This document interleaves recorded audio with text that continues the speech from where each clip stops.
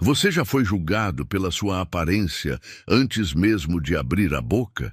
Essa é a história de um homem que, por trás de um visual simples, escondia uma trajetória de sucesso que poucos poderiam imaginar. Ele chegou ao aeroporto com um bilhete de primeira classe nas mãos, pronto para embarcar em mais uma viagem de negócios. Mas, para os olhos preconceituosos ao seu redor, ele não parecia pertencer àquele lugar. Mal sabiam eles que estavam prestes a provocar a pior decisão corporativa de suas vidas, e bastou uma ligação para tudo mudar. A movimentação era intensa naquele início de manhã.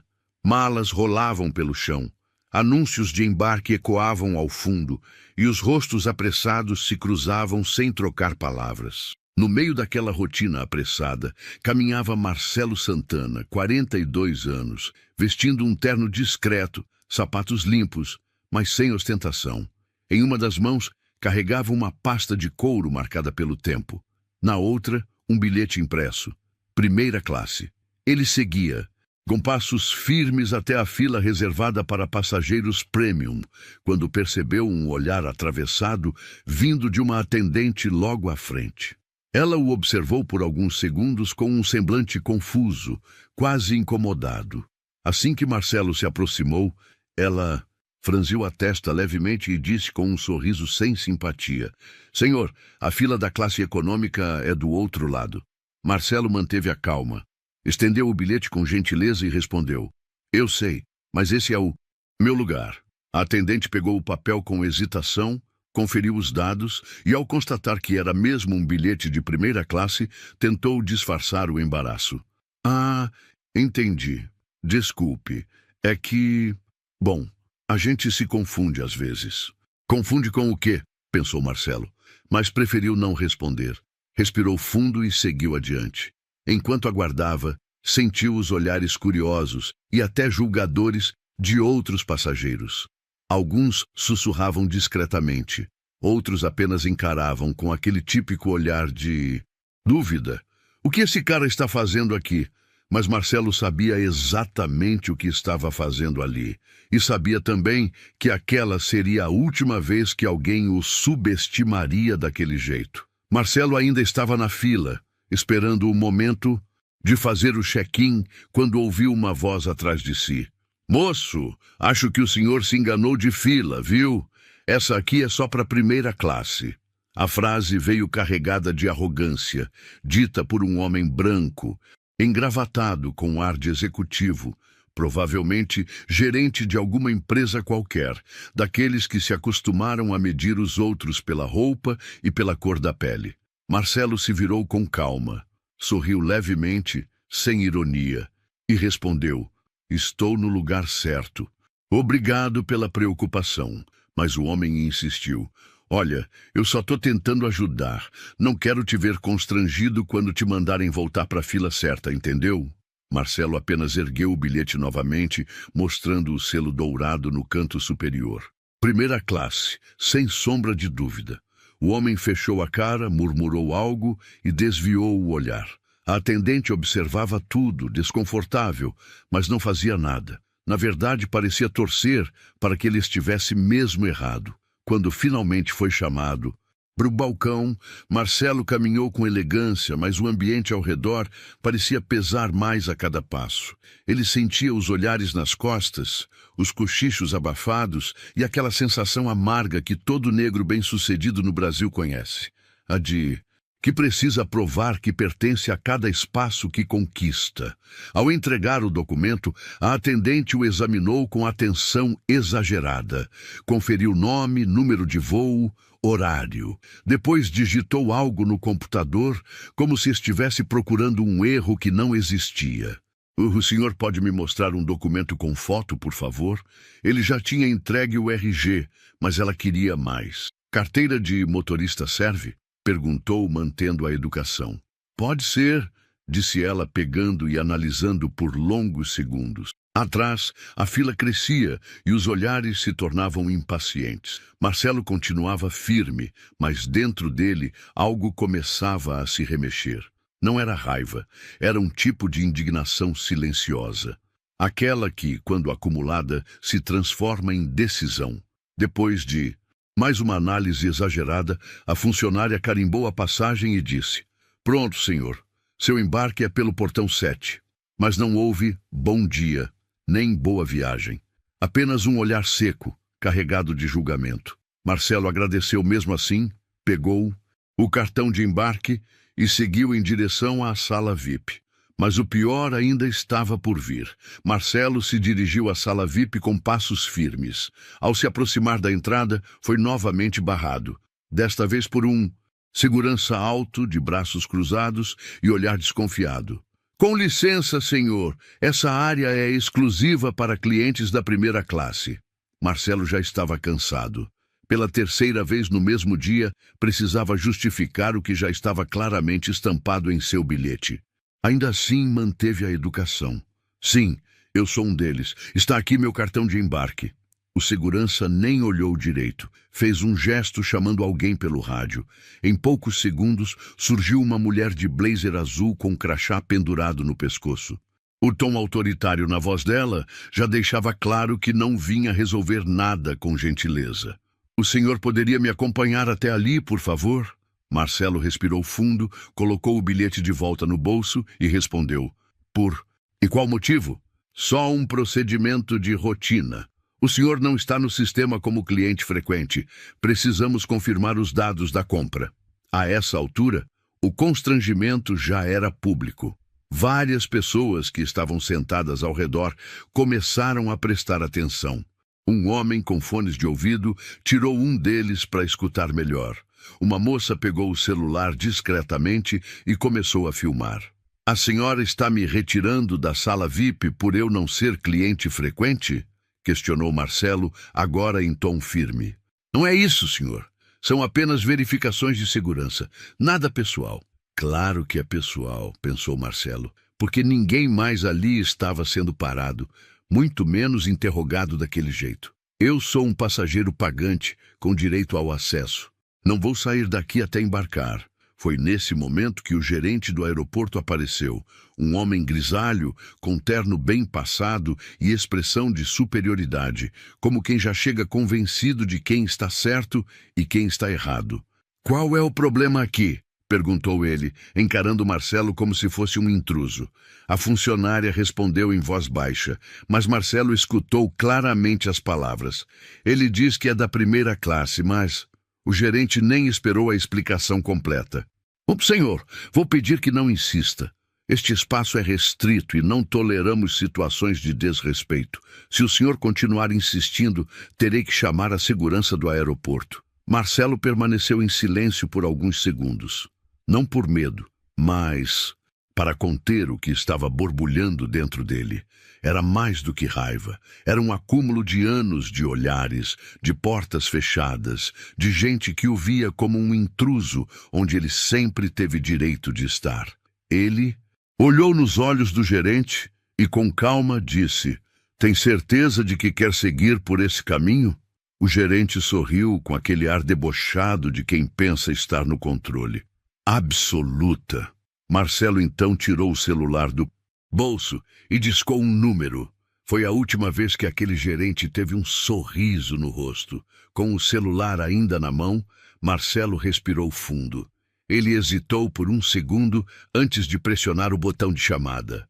No fundo, ele ainda acreditava, ou queria acreditar, que poderia resolver tudo ali, com respeito e diálogo. Afinal, esse sempre foi o caminho que ele escolheu seguir. Um caminho que exigia o triplo de paciência de quem era julgado antes, mesmo de ser ouvido. Ele abaixou o telefone e olhou para o gerente, que agora cruzava os braços como se dissesse: "Vai tentar o quê agora? Olha, eu não vim aqui causar problema. Eu só quero embarcar no voo que comprei. Tenho negócios importantes a tratar ainda hoje, e esse tipo de situação não é novidade para mim, mas não deveria ser normal, nem justo." O gerente esboçou um riso sarcástico. "Negócios, né? Que tipo de negócios exatamente?" disse com tom de ironia. "Porque normalmente os empresários que viajam na primeira classe são clientes fidelizados, e o senhor, bom, O senhor não parece.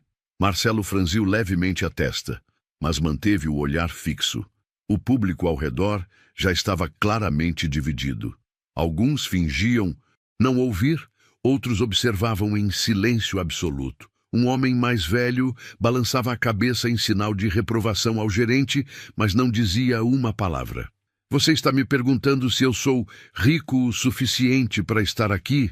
Perguntou Marcelo, ainda calmo.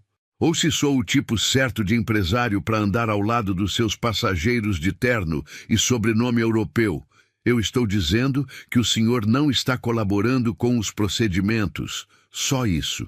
O gerente mantinha o tom. Arrogante, mas agora havia um leve desconforto em sua voz.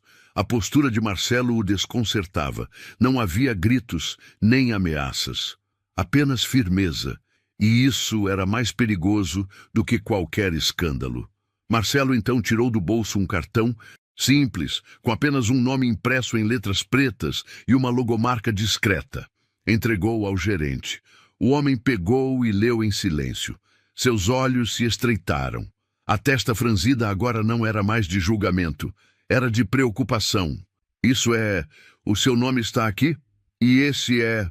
Sim, interrompeu Marcelo. Sou um dos sócios fundadores da holding que está finalizando a aquisição da companhia aérea com a qual você trabalha. E você acabou de desrespeitar um dos seus futuros chefes, publicamente, com testemunhas. O gerente engoliu em seco. A cor sumiu do seu rosto. Marcelo então olhou para o telefone novamente e disse em voz baixa: Acho que agora é hora de fazer a ligação. E então ele discou. O silêncio era quase absoluto ali na sala VIP. Os olhos estavam todos voltados para aquele homem negro, de fala mansa e olhar firme, que agora levava o celular ao ouvido. O gerente, imóvel, ainda segurava o cartão de visita entre os dedos, como se ele tivesse virado uma arma invisível, capaz de desmoronar seu pequeno castelo de autoridade. Boa tarde. É o Gustavo? Disse Marcelo com voz tranquila. Do outro lado da linha, a resposta veio imediata. Marcelo, que bom ouvir sua voz.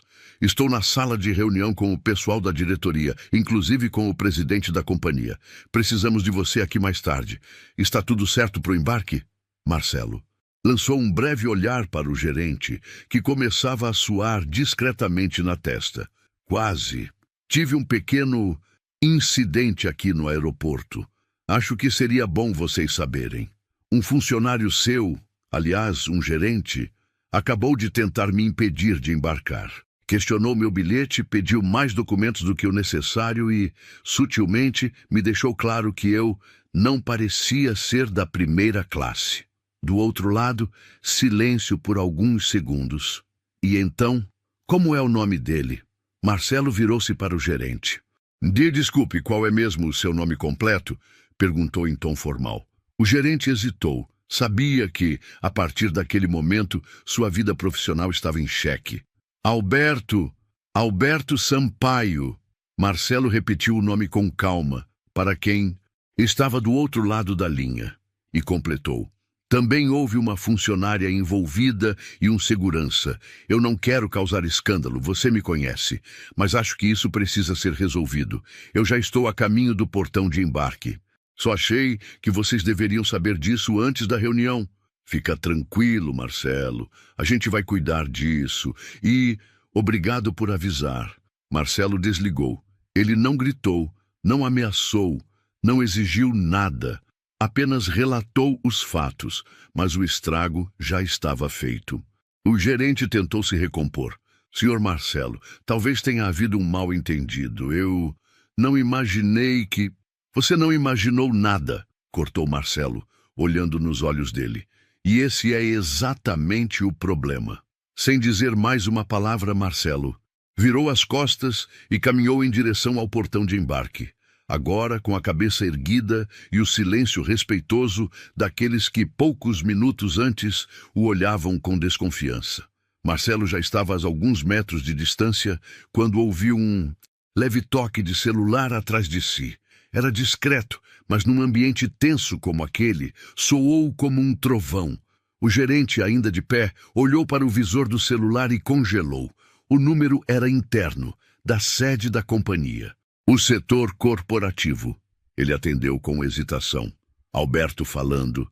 Do outro lado da linha, a voz era firme e sem rodeios. Você acaba de protagonizar uma situação que está sendo analisada pela diretoria inteira. Temos imagens, temos relatos e, principalmente, sabemos de quem se trata o passageiro que você tentou impedir de embarcar. Alberto tentou argumentar, mas a voz o interrompeu. Não queremos ouvir desculpas. O que você fez foi inaceitável. E antes que isso se torne em público, porque já temos vídeos circulando entre passageiros, queremos que você se afaste imediatamente das suas funções. Uma equipe de RH está a caminho para conversar com você. A ligação foi encerrada sem mais palavras. O rosto do gerente mudou completamente. A prepotência que vestia como armadura agora escorria junto ao suor em sua testa.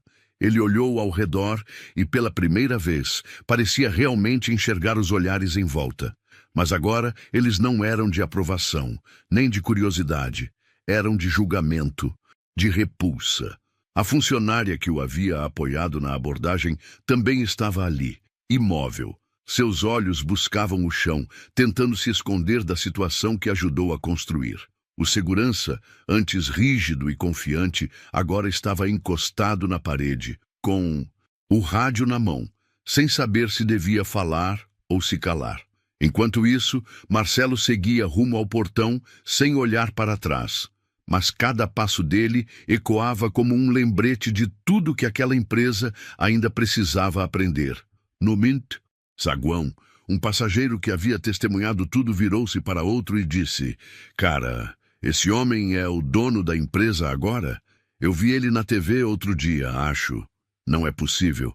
E a gente vendo ele ser tratado como se fosse um qualquer. Tem que ver o que vai acontecer com essa companhia depois disso. Tô até com vergonha de voar com eles. A história começava a se espalhar e os muros do preconceito começavam a rachar, de dentro para fora. Enquanto caminhava em direção ao portão de embarque, Marcelo sentia que, pela primeira vez em muito tempo, não carregava peso algum nas costas. A humilhação que sofrera minutos antes parecia distante, como um eco apagado. Agora, o ambiente ao seu redor estava diferente. Havia olhares, sim, mas não mais de dúvida. Eram olhares de surpresa, de admiração, de choque. No fundo do saguão, duas funcionárias cochichavam atrás do balcão da companhia aérea com expressões de pânico. Você viu quem é ele? Murmurou uma. Claro que vi. Ele estava na capa daquela revista de negócios semana passada. É o Marcelo Santana, o empresário da Gente Tech. A empresa que está comprando a nossa companhia? Exatamente. A notícia se espalhava como fogo em mato seco. Passageiros pegavam o celular e buscavam o nome no Google. Bastava digitar Marcelo Santana e já apareciam os títulos. Ex-entregador cria startup bilionária de tecnologia e revoluciona o mercado. Homem, negro se torna sócio majoritário de holding internacional. A nova cara do poder empresarial no Brasil. Alguns funcionários da companhia aérea já estavam visivelmente desconfortáveis. Outros, incrédulos.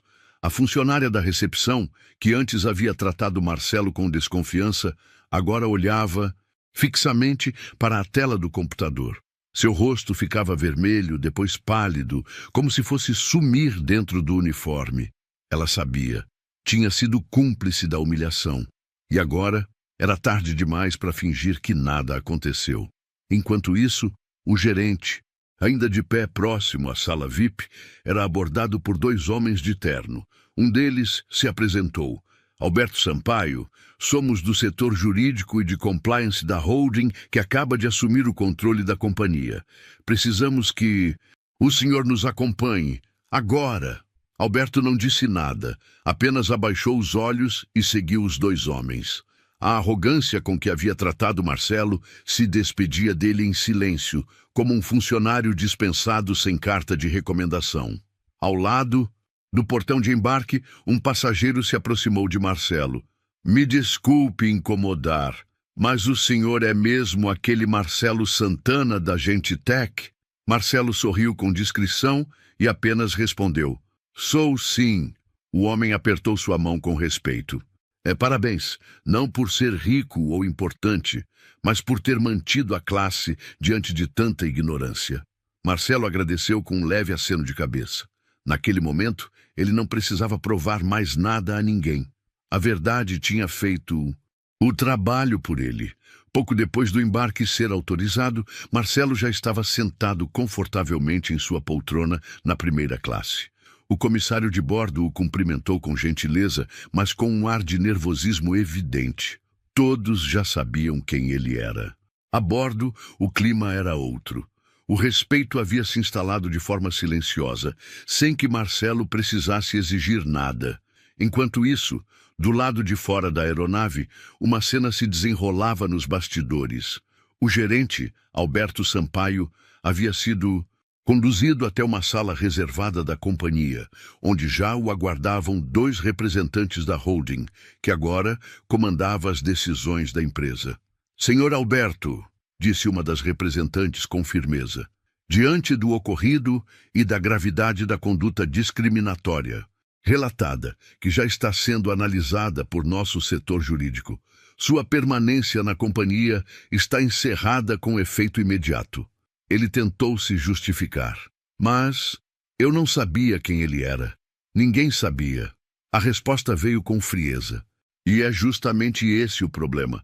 O senhor não precisaria saber quem ele era. Bastava tratá-lo como qualquer outro passageiro, com respeito. Não houve discussão. O gerente retirou seu crachá, entregou o celular da empresa e saiu da sala, com o peso de uma reputação manchada.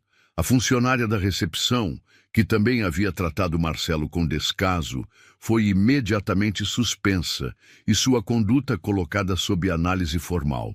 Horas depois, a própria companhia soltou uma nota pública nas redes sociais. A empresa lamenta profundamente o ocorrido com o empresário Marcelo Santana e reforça seu compromisso com a diversidade, o respeito e a ética no atendimento a todos os seus clientes, independentemente de aparência, origem ou classe social.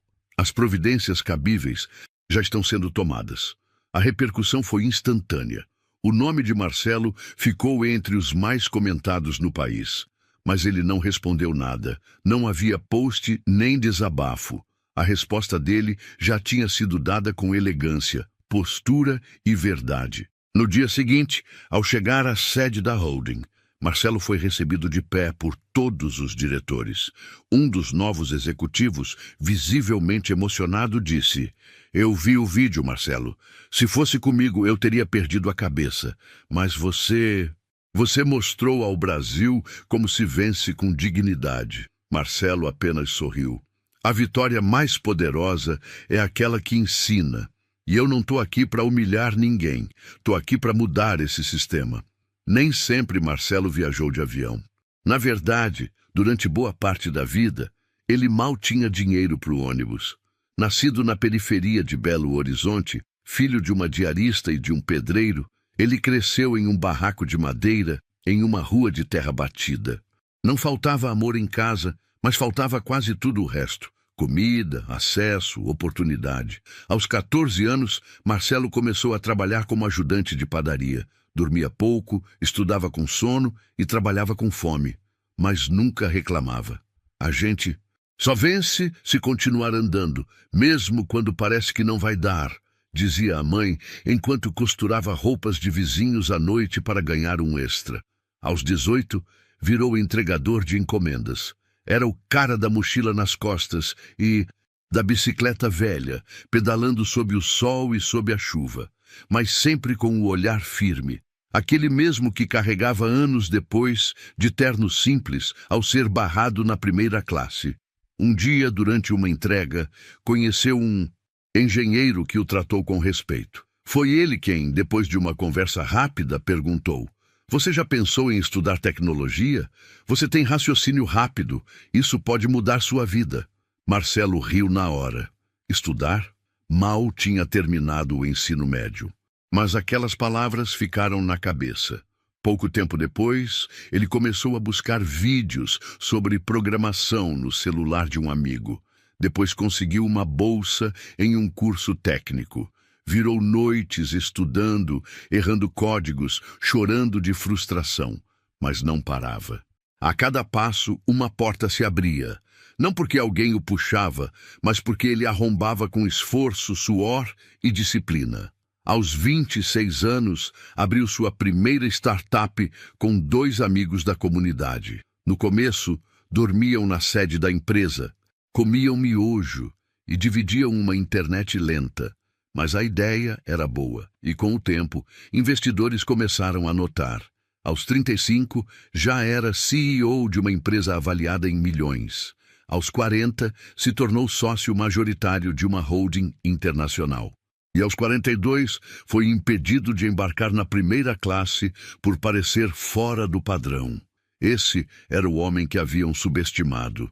E foi por tudo isso, por cada noite mal dormida, por cada humilhação silenciosa, por cada vez que disseram, isso não é para você, que Marcelo não precisou levantar a voz, porque cada passo dele até ali já tinha gritado o suficiente. O avião decolou suavemente, atravessando as nuvens como se a própria vida de Marcelo estivesse subindo com ele. Ali, na primeira classe, ninguém mais o olhava com desconfiança. Agora, o silêncio era de respeito, de reconhecimento. Mas Marcelo não precisava da aprovação de ninguém. Ele não construiu sua história para impressionar. Construiu porque sabia que, se não fosse forte, não sobraria lugar para ele.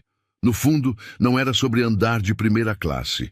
Era sobre ser tratado com a dignidade que qualquer ser humano merece, esteja ele vestindo terno ou uniforme, gravata ou chinelo. O que Marcelo viveu naquele aeroporto não foi um caso isolado.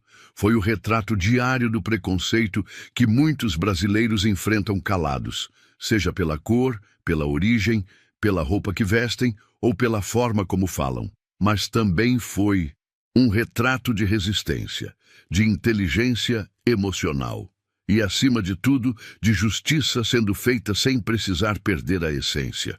No dia seguinte, a história de Marcelo virou notícia em todo o país, mas ele não deu entrevistas, não quis aparecer.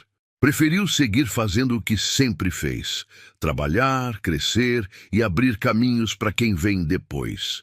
E antes de sair do avião, ao ser cumprimentado novamente pelo comissário, ele apenas respondeu, nunca subestime alguém pela aparência. Às vezes, quem você ignora hoje é quem vai assinar o seu desligamento amanhã. E você, já foi julgado pela sua aparência ou origem? Conte nos comentários a sua experiência. Sua história pode inspirar outras pessoas. E não se esqueça de se inscrever no canal para não perder as próximas histórias emocionantes e transformadoras como essa.